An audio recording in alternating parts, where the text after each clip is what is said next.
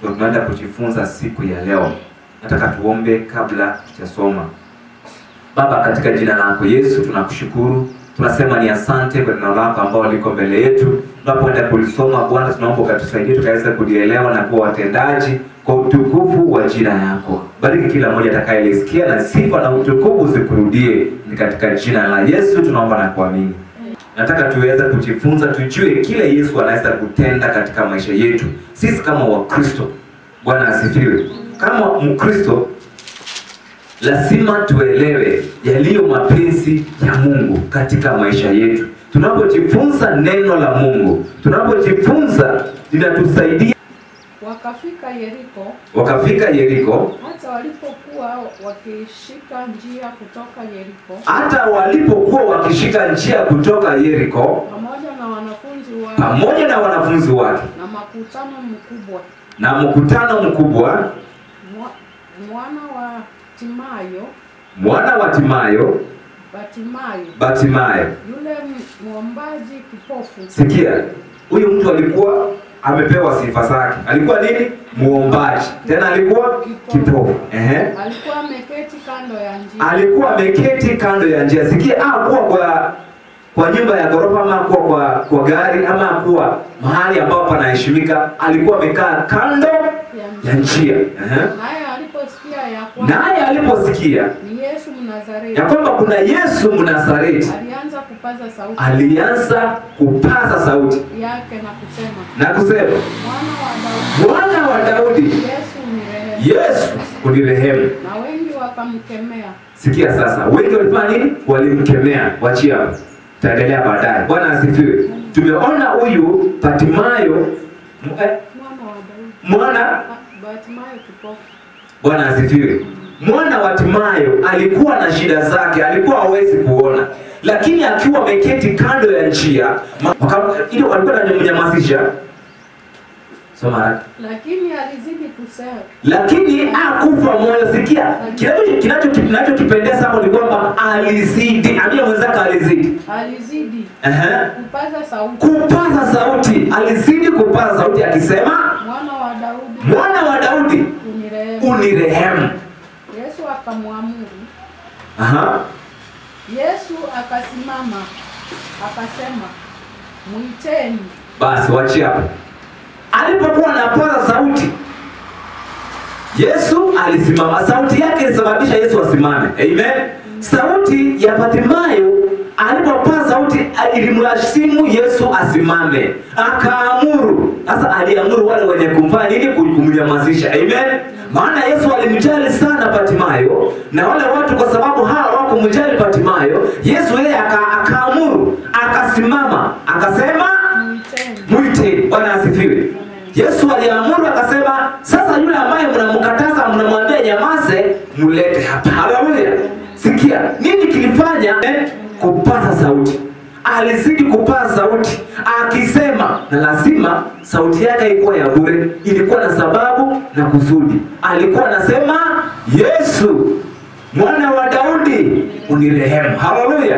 Alipaza sauti yake hata kama alikuwa anamkataza na mwambie nyamaza, alisema hapana, lazima leo nikombolewe, lazima leo nipige hatua. Amen. Bwana asifiwe. Wakristo wengi unapata ya kwamba wakiwa katika shida zao wananyamaza ndani yao, na wanaponyamaza ndani yao wanasema wananyamazishwa na watu wengine ambao wana uwezo. Haleluya. Kuna watu ambao kuna uwezo na wanakuambia sasa, wewe utanifanya nini? Wewe hakuna kitu alifanya. Bwana asifiwe. Lakini wanasahau kwamba kuna yule aliye mkubwa ndani yake. Yesu ni mkuu, aliye ndani yetu ni mkuu kuliko wapi? Ulimwengu. Haleluya. Yeye alipaza sauti, maana aliposikia ya kwamba Yesu Mnazareti anapita, hakunyamazishwa, hakusikiza kile wengi wanasema. Alitaka kujua, na alikuwa anasikia yale ambayo Yesu anatenda. Na hiyo siku akasema, hata nani siku ya leo, kile ambacho nasikianga Yesu anafanyia wengine, kile ambaye hawa wenye kunyamazisha wengine wataka wafanyiwe, hata nami leo nataka nifanyiwe. Haleluya. Kuna mmoja mwingine kwa nani yetu tusema mfupi? Zakayo. Zakayo naye alikuwa na shida yake. Zakayo tunaambia kwamba alikuwa anatoza watu ushuru. Akitoza watu ushuru, anawaibia wengine nyingi. Na hivyo watu walikuwa wamemchukia kwa sababu alikuwa anawatoa watu ushuru na kuwaibia. Siku hiyo Yesu alipokuwa anapita, Zakayo naye alikuwa na shida yake. Shida ya Zakayo ilikuwa nini? Ni ufupi. Haleluya. Shida ya Zakayo alifahamu mwenyewe ya kwamba alikuwa mfupi. Na hivyo alitamani sana kumuona Yesu. Akasema vile nitafanya sasa, kwa sababu nina miguu, nina mikono, niko na macho, nitapanda juu ya miti. Haleluya. Akatumia viungo vyake alivyokuwa navyo ili akaweze kukombolewa. Hivyo akasipanda juu ya miti, akamuona Yesu. Haleluya. Naye Yesu alipoangalia juu, akamuona Zakayo, akamwambia Zakayo, shuka. Hey, haleluya. Hivi leo nitakula wapi? Kwako. Zakayo hakuwa mchoyo, alimkaribisha Yesu nyumbani, lakini wengi hawakufurahia. Haleluya. Wengi hawakufurahia kwa sababu Zakayo alikuwa amefanyia makosa nyingi. Inaojalisha ni kile Yesu anakuona kukuhusu wewe, sio kile watu wanasema katika maisha yako. Kinachojalisha ni kile Yesu anazungumza. Yesu alipozungumza na Zakayo, shuka, Zakayo akashuka. Haleluya. Na Zakayo aliposhuka, nini ilifanyika? Wokovu ikakuja juu kwake, sio kwake tu bali na kwa nyumba yake. Haleluya. Bwana Yesu asifiwe. Haleluya. Hata yule mwanamke aliyekuwa kutoka damu, yeye alijua shida yake, akajua ya kwamba mimi nikishika tu pindo la Yesu, damu itasimama. Haleluya. Yeye ndiye alijua shida yake. Yule mwanamke alijua shida yake yeye mwenyewe. Na wewe katika maisha yako unajua shida yako. Inakupasa upaze sauti kama Hatimaye alipopaza sauti, akasema hata kama watu wananizuia nisipaze sauti, mimi ndio najua shida yangu. Mimi nataka nikombolewe kutoka shida yangu. Nitapaza sauti na Yesu atasikia. Na Yesu akisikia, maisha yangu itabakia vile ilikuwa. Lazima yabadilike. Haleluya. Piga Yesu makofi kama una imani. Kwa hiyo Hatimaye alipopaza sauti yake, Yesu aliamuru wale walikuwa na muamuru anyamaze, sasa aje hapa. Haleluya. Na alipokuja Yesu ndio alijua shida ya Hatimaye, lakini alimuuliza kitu, unataka nikufanyie nini? Haleluya. Na wewe Yesu anakuuliza katika maisha yako, unataka akufanyie nini? Uenda usikuwe na shida kama ya Hatimaye, uenda usikuwe na shida kama ya Zakayo, uenda usikuwe na shida kama yule mwanamke aliyekuwa anatoka damu, lakini ndani yako kuna kitu nataka Mungu akutendee. Lazima ukielekeze, lazima useme hiyo kitu mbele za Yesu, lazima umwambie Yesu. Haleluya. Maana kwa sauti Yesu anakuuliza, anasema kwa kila jambo mtakaloomba kwa jina langu mtatendewa. Amen. Haleluya. Hebu tusomee mstari ambao unafuata. Yesu vile alimuuliza. Wakamuita yule kipofu wakamwambia, jipe moyo. Sasa baada ya Yesu kuamuru, ndipo wanajifanya wazuri, wanamwambia jipe moyo, lakini mbele walikuwa wanafanya nini? Wanamnyamazisha. Amen. Sasa wanajifanya wazuri kwamba wako pamoja na Hatimaye kwa sababu Yesu ameamuru. Bwana asifiwe. Lakini kwa ule wakati ambapo Yesu alikuwa hajasimama, wakati ambapo Yesu alikuwa hajaamuru, walikuwa wanamwambia afanye nini? Anyamaze. Amen. Haleluya. Amen. Walikuwa wanamwambia nyamaze, lakini waliposikia Yesu amesema mlete aje kwangu, sasa wakaanza kumpea moyo, akamwambia jipe moyo. Endelea. Jipe moyo. Jipe moyo, inuka, anakuita. Amen. Lakini kabla Yesu hajasimama hajaamuru waletwe, walikuwa wanamwambia nyamaza. Nataka kuangalia kitu pale. Watu wengi wanataka sana kukuzima ndoto iliyo ndani yako. Watu wengi wanataka sana kuzima maono yaliyo ndani yako. Watu wengi sana wanataka yani wewe usifaulu. Lakini wewe kwa sababu una maono ndani yako, wewe kwa sababu kuna kitu nataka Mungu akutendee, utajipa moyo pekee. Haleluya. Tumeona vile Elia alijipea moyo wakati anaenda kuambia Ahabu na Jezebeli kuhusu hukumu ambaye mambo ambayo amefanya mabaya. Elijah hapo agopa.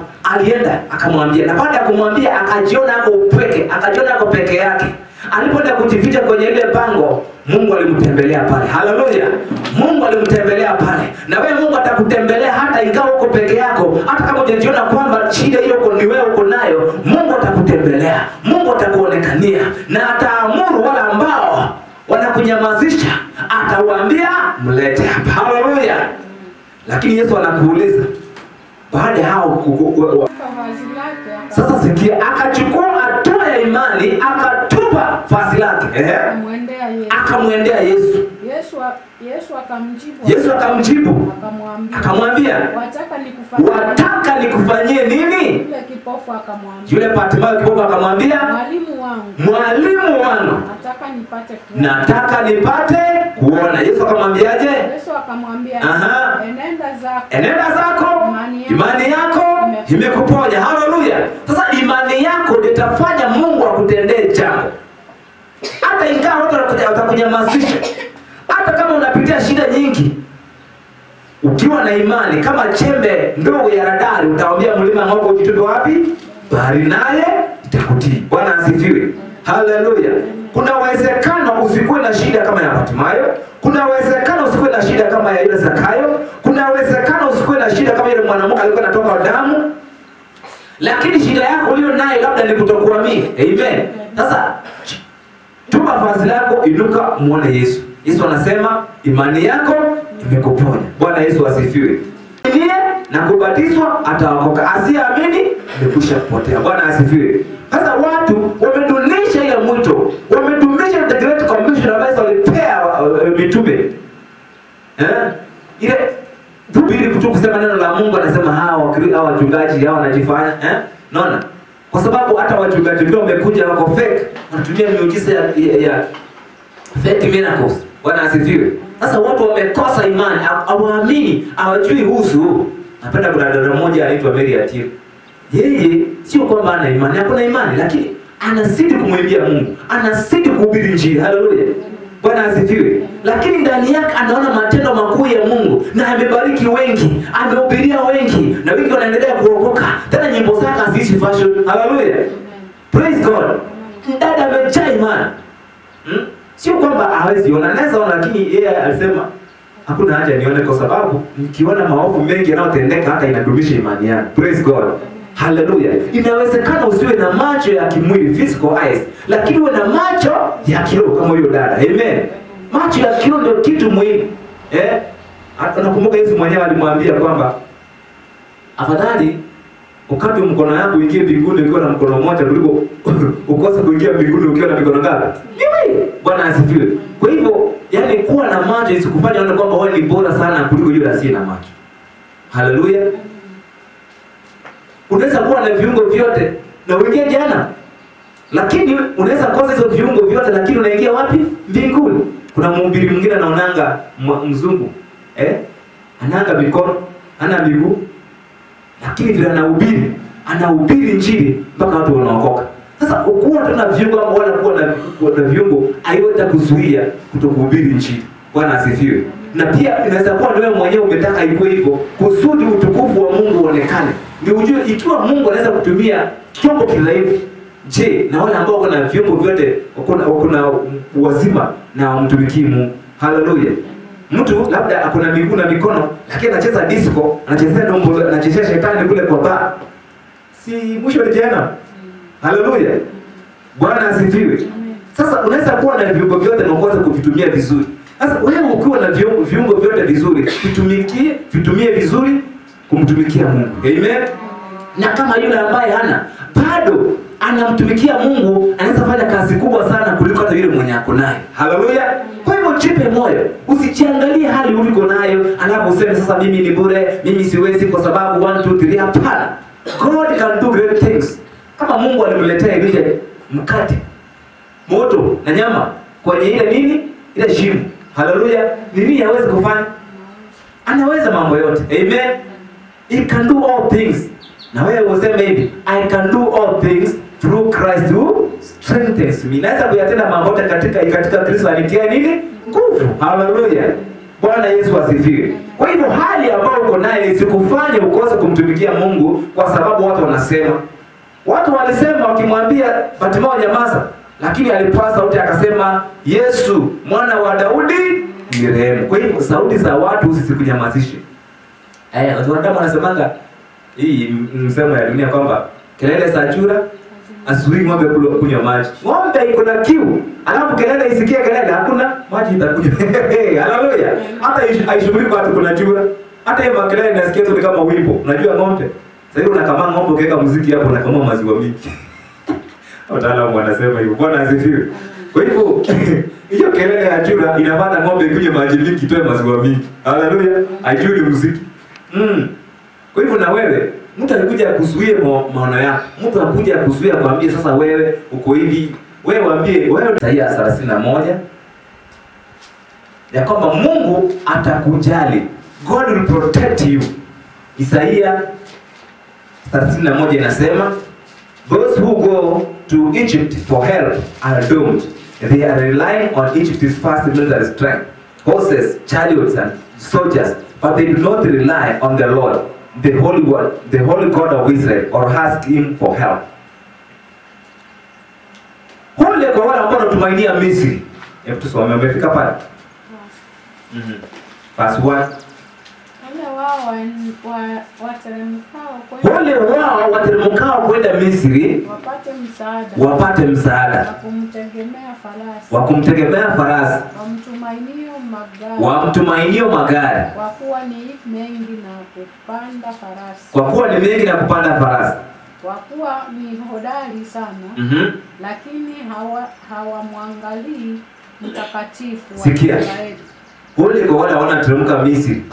Ole kwa wale wanaenda kutafuta msaada kwa Misri kwa sababu kuna magari na farasi na kila kitu. Wanakosa kumtumainia Bwana wa majeshi ambaye ni Mungu wetu. Amen. Wewe mtumainie Mungu. Wewe muaminie Mungu.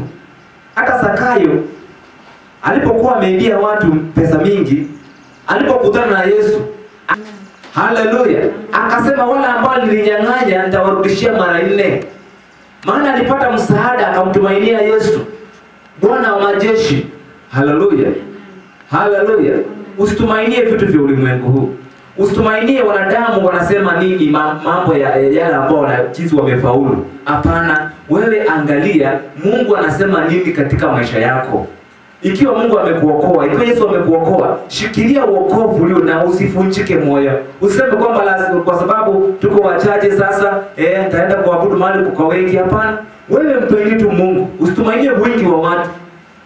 Usitumainie magari ya Farao. Usitumainie Misri na misaada yake. Wewe mtumainie Mungu, Bwana wa majeshi. Hallelujah. Praise God. Kwa hivyo ukimtumainia Misri ole wako, lakini ukimtumainia Bwana Mungu wa Israeli, anasema mstari wa 2 kwamba he knows what he is doing. He sends the disaster, he cries out in threats to punish evil men and those who protect them. The Egyptians are not gods, they are only humans. Bwana asifiwe. Wamisri hata kama wako na hizo vitu wako navyo makubwa, chariots za vita, na akili wamepewa hiyo fahamu. Unajua kuna watu wamebuni zile ndege za kupigana vita. Mnasijua? Zinaitwa drones, zinakimbia huko juu zinapigana kama Russia imetengeneza vifaru, imetengeneza magari makubwa ya vita. Bwana asifiwe. Sasa ile ufahamu wamepewa, ile hekima wamepewa kutengeneza vile vitu, wamerudi kuvitumainia, wamesahau kwamba kuna Mungu aliyeziumba mbingu na nchi. Wewe unajua hata hawa wanadamu ambao wamepewa ufahamu wa kutengeneza vitu vikubwa kama ndege na nini. Unajua wameangalia wapi mifano? Mnaona samaki ambaye anakimbia kwenye maji. Wametumia mfano ile samaki. Unaona vile anakimbia. Hivyo vitu wamejifunza pia kwa Mungu aliyeviumba mbingu na nchi.